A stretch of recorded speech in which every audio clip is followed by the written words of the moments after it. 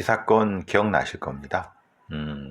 배관을 타고 올라가서 혼자 사는 여성의 집에서 감금하고 폭행했던 성범죄. 검찰은 30년을 구형했는데 21년이 선고가 됐습니다. 성폭행을 하는 과정에서 피해자한테 마약성 펜타닐 패치를 강제로 붙인 거죠. 완전히 폭력성이나 성폭력의 위험성이 굉장히 높은 놈입니다. 과거에 강도미수죄로 그리고 동종범죄로, 그러니까 이놈은 지속적으로 이런 어떤 침입 강간 범죄를 저지르고 교도소를 짧게 들락날락 했던 놈이었어요. 그런데 이제 짧게 1년 6개월 요 정도 왔다 갔다 하니까, 그리고 거의 이제 30대니까 이런 경우는 이 미성년, 청소년 후반기부터 지속적으로 이런 강간, 강도, 침입, 강간, 폭력, 이런 성폭력, 그러니까 이런 종류의 범죄자들을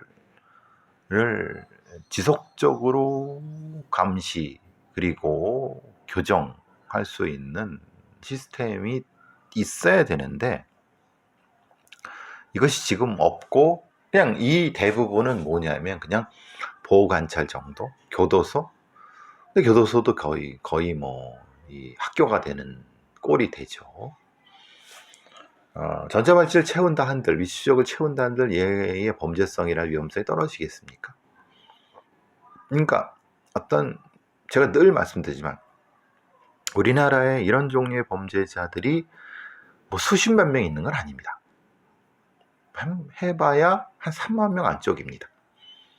그것도 그러면은 실제로는 충분히 이런 범죄성을 줄이고 통제할 수 있음에도 불구하고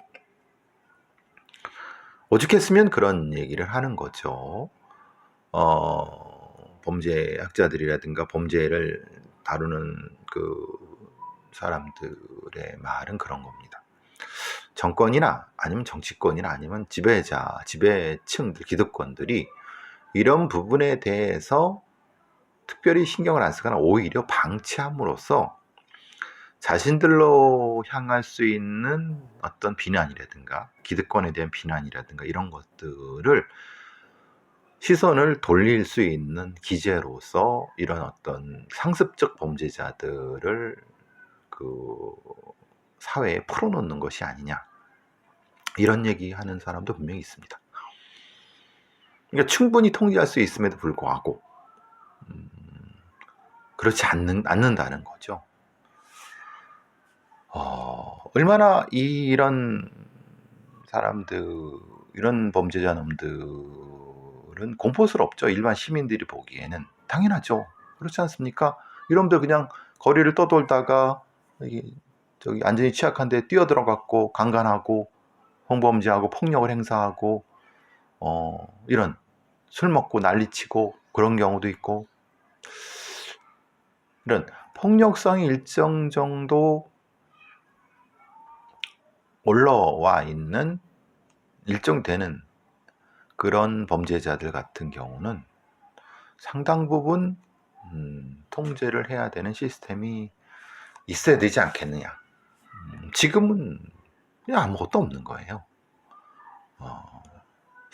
글쎄, 이걸 저도 이런 말을 계속 하지만은, 그럼 보호 수용이 필요하다는 거냐? 네, 보호 수용이 필요하죠. 어차피 판사들은 얘들한테 상당히 높은 형량을 내리진 않을 거고, 그러면은 일정 정도 이런 위험한 폭력성을 가지고 있는 자들에 대해서는 폭력성을 감소시킬 수 있는 어떤 특별한 수용시설이 필요할 거라는 생각을 합니다. 그런데 이렇게 되면 이제 이런 거죠. 과거에 이 악명 높았던 어떤 보호시설, 뭐 수용시설에 대한 이런 것들이 들어오죠. 그렇기 때문에 이것을 조심스럽게 얘기할 수밖에 없지만은, 그렇지만은 반드시 필요하다. 이대로 놔두면 큰일 난다. 그런 생각이 듭니다. 오늘 아침도 그렇고 이 사건은 계속 얘기되고 있어요. 그러니까 그 중학교 동창들이 부산의 한 숙박업소로 놀러 갔나 봐요. 이게 사실은 여행을 어떻게 간 건지 모르겠어요. 그러니까 아는 사람들이랑 갔는데 그 중에 한 놈이 어떤 이유 때문에 이제 폭력을 행사한 거예요. 근데 그게 이제 근데 그 과정에서 이 사람이 목 경추 쪽을 해서 식물인간이 됐어요. 근데 이게 사실 아시다시피 단순 폭력으로 처리가 된 거니까 불구속 상태가 된 거죠. 근데 폭력이 아니라 이건 상해죠. 왜 그러냐면 생각해 보시면 이건 식물인간이 됐으니까. 근데 왜 이렇게 수사가 됐을까? 그러니까 처음에는 이렇게 뭐 때리고 그러다가 쓰러지고 그러다 병원 옮기고 그러는데 그때는 근데 가 보니까 상태가 되게 심각했다. 근데 그거를 경찰인 수사를 어떻게 했을까? 상해죄. 이거 상당히 중상해죠, 이거는. 중상인데 왜 불구속 상태가 됐을까? 어떤 피해 회복 노력도 안 하고 또 합의도 안 하고 아니면 사과도 안 하고 그러니까 이러면 도대체 뭘까? 그러니까 다른 어떤 상황에 대해서 결국은 이게 뭐냐면은 아는 사람들이 놀러 갔는데 어떤 이유 때문에 폭력을 휘둘렀고 그 과정에서 이 사람이 폭행을 당해서 식물인간이 된 것이 아닐까. 그러니까 말하자면은 이렇게 된 거죠. 직접적으로 노리고 폭력을 행사해서 이렇게 크게 죽음에 이를 정도까지 한 것이 아니기 때문에 일종의 사고로 판단해서 한 것이 아닐까. 그게 과실치상이죠. 말하자면. 근데 이걸 이렇게 처리하는 게 맞나? 이게 사실 되게 이 사건은 사실 되게 고민하기가 참 어려워요. 왜냐하면은 여행을 갔고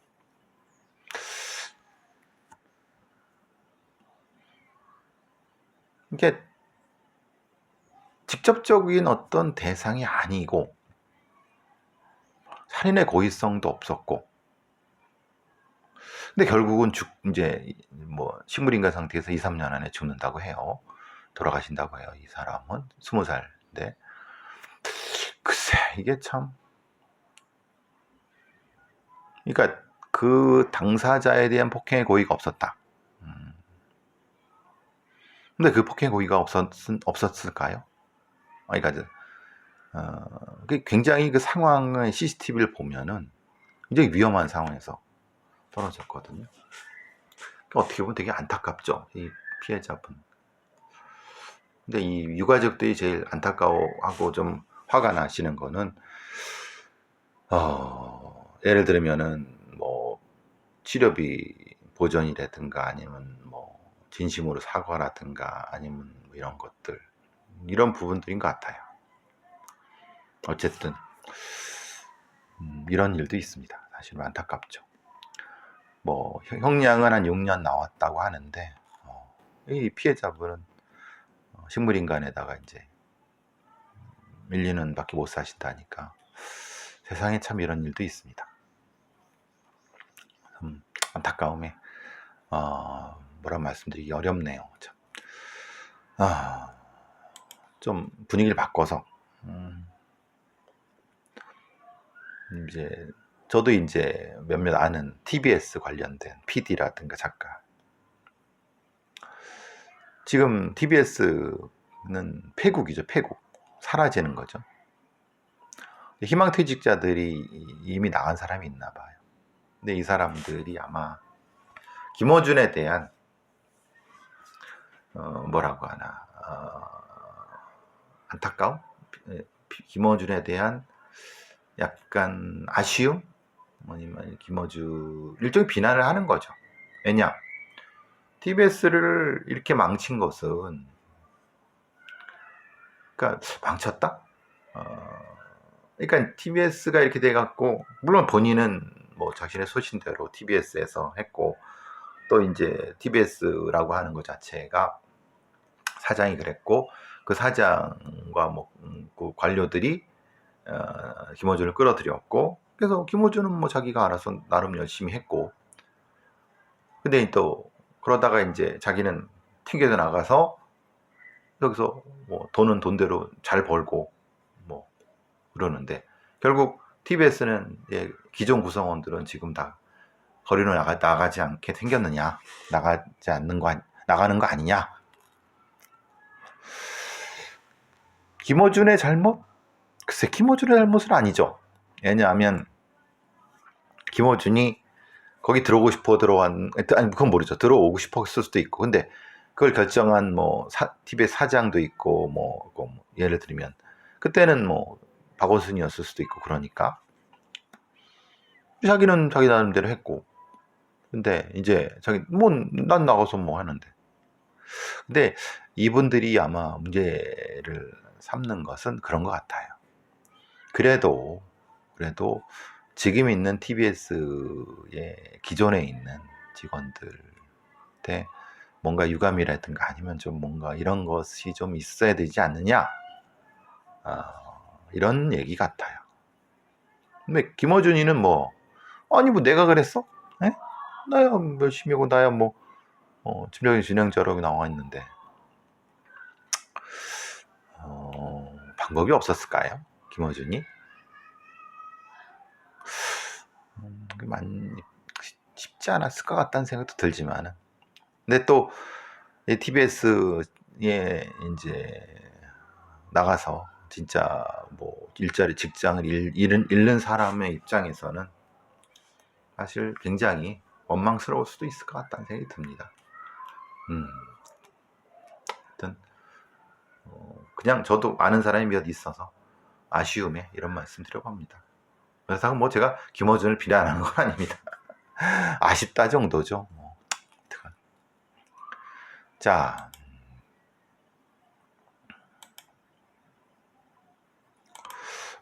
여러분 이런 것 예전에 그 인천 쪽에서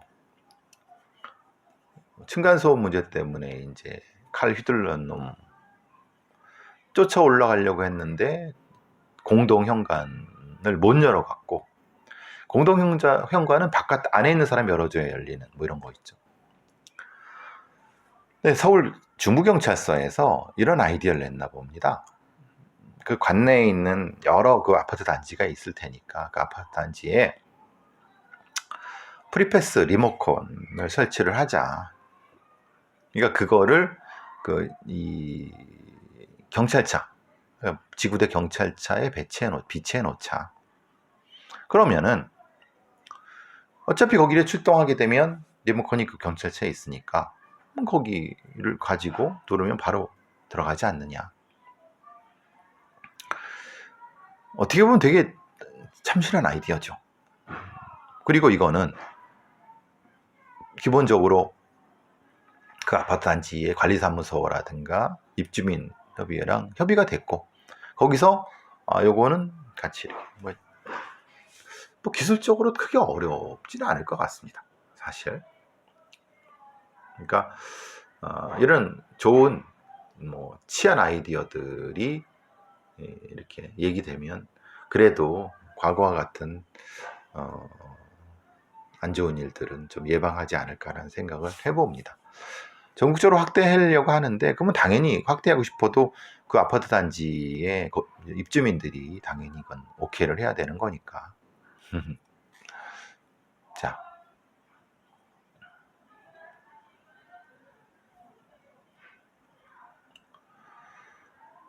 경찰이 이제 이 제가 있을 때도 회원에도 경찰이 뭐 속사, 뭐 완사, 뭐 이렇게 되게 형식적이에요. 그리고 잘 하지도 않아요. 사실 뭐 총알값이 그렇게 비싸진 않습니다. 그런데 굳이 쏘질 않으니까 훈련도 안 하고, 그리고 실제로 하는 거 가서 서울경찰 같은 경우는 저기 벽제 같은데 경찰 사격장 같은 데 가면은 되게 형식적이에요. 이게 뭐 전쟁을 하려고 하나? 이거 뭐 필요가 없을 텐데. 그래서 이제 미국 경찰이나 아니면 다른 나라 경찰들이 하는 것처럼 실제 그 특공대들이 뭐 인질작 상황에서 뭐 이런 거 다 마네킹 갖다 놓고 이런 것처럼 사실 그렇게 해야죠.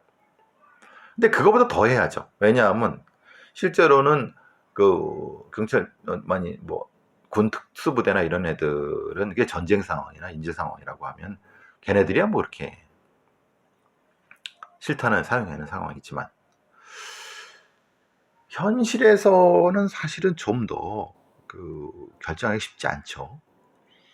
그러니까 마네킹이라든가 표적 같은 것만 놓고 하는 거죠. 실제의 사람들, 그러니까 뭐 엑스트라를 두고, 물론 실총보다는 항상 뭡니까? 우리 이 부대에서 마일즈라고 하는 뭐 소대급, 중대급, 뭐 소대급, 분대급 이렇게 전투 장비들이 있잖아요. 레이저로 찍 해서 쫙 쏘고 표적 맞추고 막 그거 점수 올리고 막 그렇게 해야 되지 않을까? 그것도 하고 실총 연습도 하고. 그러니까 이렇게 해야지 실제로 현장 경찰관들의 현장 판단력이라든가 현장 대응력이 높아지는 거지. 지금 서울 강남경찰서에서 실시된 서울 특별사격 훈련처럼 이렇게 뭐 방탄조끼 입히고 표적지 놓고 딱 이런 거 또 필요한데, 사실 그거보단 더 마이스 장비 같은 걸로 하는 게 훨씬 더 시나리오별 실전 훈련하는 게 더 낫지 않느냐. 특히 칼이나 사제총기의 난동범이라든가 아니면 그럼 총이 아니라 그러면 이런 거죠. 뭐 테이저건 아니면은 테이저건 아니라고 하면 다른 어떤 중단위, 소단위의 어떤 저위력 뭐 총이라 이런 것들 좀 다양하게 현실적으로 지금도 아직 그 현실에 가깝지 않습니다. 예를 들면 지금 같이 해서 실제 현실에 쓸 수 있겠습니까? 총도 못 쏘는데. 그럼 이제 이런 얘기를 하죠. 그러면 경찰관이 면책을 하는 게 어떻겠냐. 말이 면책인데 그 면책이라는 것이 무슨 의미인지를 기자들이 이 새끼들이 모르는 것 같아요. 면책을 할 수는 없습니다. 왜냐하면 당연히 경찰이 실수할 수도 있고 아니면 그게 실수가 클 수도 있고 그럼 그걸 다 면책하면 안 되죠. 다만 어떤 규정 내에서 이 부분은 실제로는 손해배상이라든가 아니면 이런 부분에서는 비율 이런 것들에 대한 구체적인 규정이 필요하고, 거기다가 뭐가 필요하냐면 경찰 노조 혹은 그 경찰관 뭐 협의회 같은, 그게 협의회든 그들이 고용한 변호사가 이 경찰을 대리할 수 있게끔 하는 겁니다. 지금은 경찰관 직장협의회 같은 데는 법적 실체가 모호해갖고 걔들이 고용한 변호사가 하나의 경찰을 대응하기가 쉽지 않습니다. 그러니까 법적으로 노조를 인정해라. 단체 행동권이나 이런 거는 제한하면 되는 거 아니냐. 네? 단체 행동권 제한하면 되는 거 아니냐. 그냥 노조를 인정해달라. 단체 행동만 안 하면 되는 거 아니냐. 그럼 노조가 있으면 노조처럼 일종의 실체적 어떤 것이고 그들이 고용한 변호사가 그 노조원인 경찰을 대리해서 보호할 수 있게. 그러고 이렇게 이런 시스템이 돼야 되는 거지. 생각해 보시면 여러분 지금 경찰이 어떤 뭘 하다가 다른 사람을 뭐 다치게 하고 물건을 뭐냐면은 변호사를 누가 고용하는지 아십니까? 그 개인이 고용하는 거예요. 경찰이 해준 그런 거 없습니다. 그러니까 개인이금 변호사비 뭐 몇천만 원 내갖고 해야 되잖아요. 그러느니 경찰 노조가 기금을 모여갖고 거기서 고용을 하면 되는 거죠. 그럼 되게 편한 거 아닙니까? 그게 전제가 돼야 되는 거예요. 이게 무슨 말인지도 모르고 그냥 떠들어대니까 그냥 뭐 면책 얘기하고 뭐 그러니까 면책의 과정과 그 경찰을 보호할 수 있는 어떤 보호 시스템 이런 것들이 촘촘히 돼야죠. 말만 갖고 되겠습니까?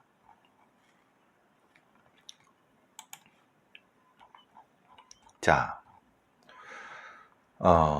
요즘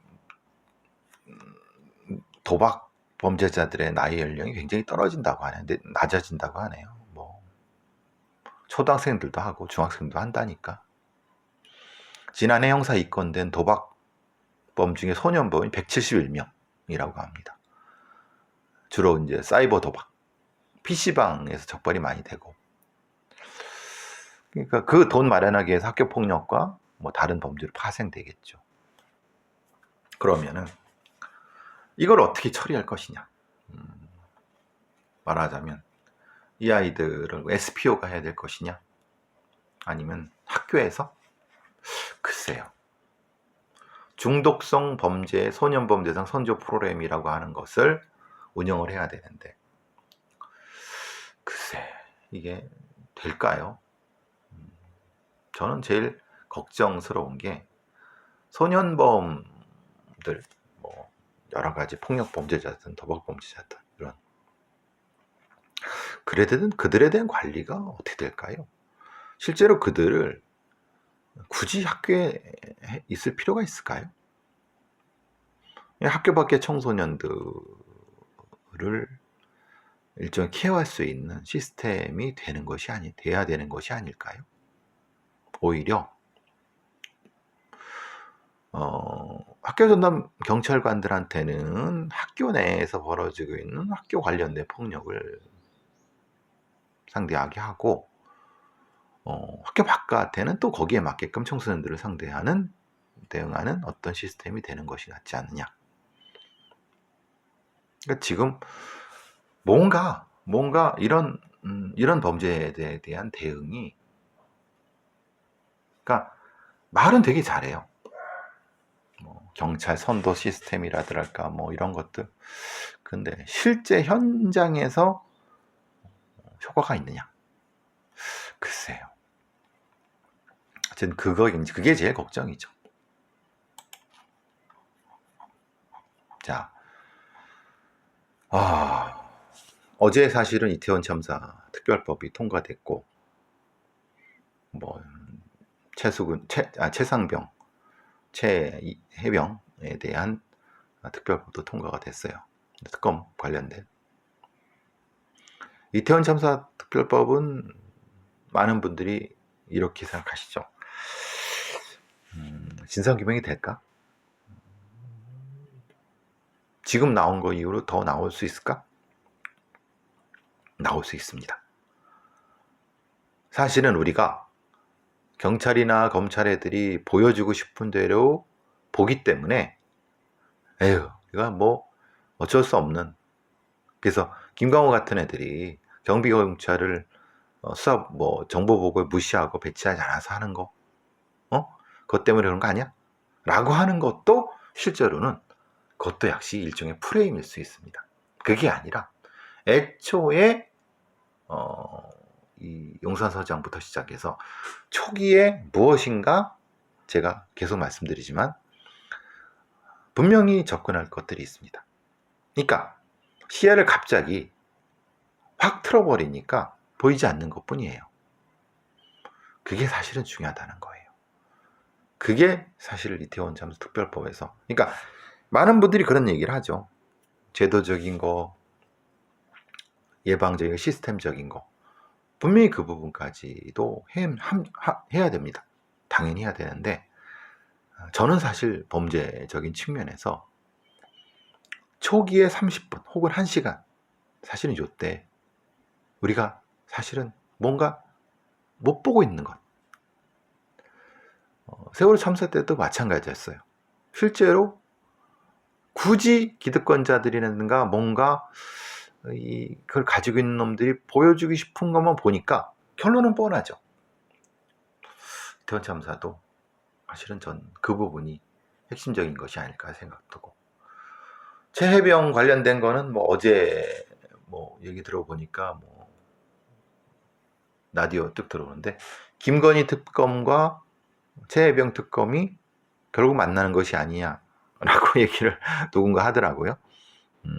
뭐 저기 김현정의 뉴스쇼 이철이 그 저기 진행자 어제 방송하고 오는데, 아, 내가 몰랐던, 결국은 그것 때문에 이렇게 이상하잖아요. 이게 왜 갑자기 임성근이라는 애를 그렇게 싸고 돌 이유가 뭘까? 결국은 그쪽이 아닐까라는, 그러니까 이것도 사실은 두져봐야죠. 두져보지 않으니까 모르는 거고, 그냥 그런 생각이 듭니다. 한번, 네, 최혜병 건은 될까요? 물론 거부권. 근데 거부권 하면 또 다음 뭐 한두 달 뒤에 또 바로 또 법원에 올라갈 텐데 만만치 않을 텐데, 대통령실에서. 자,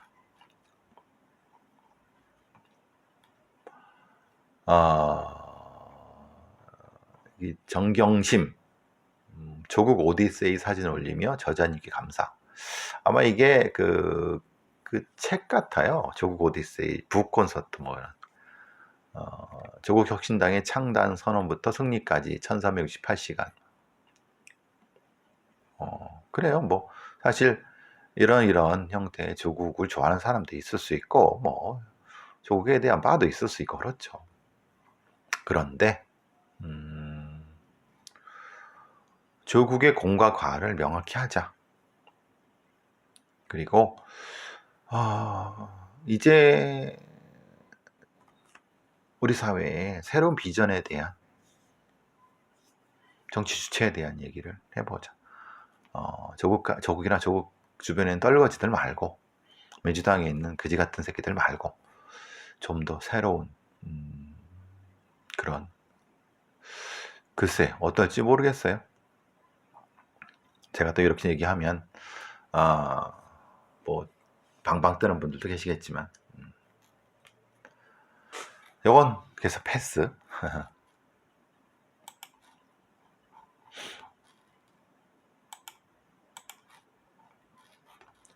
자,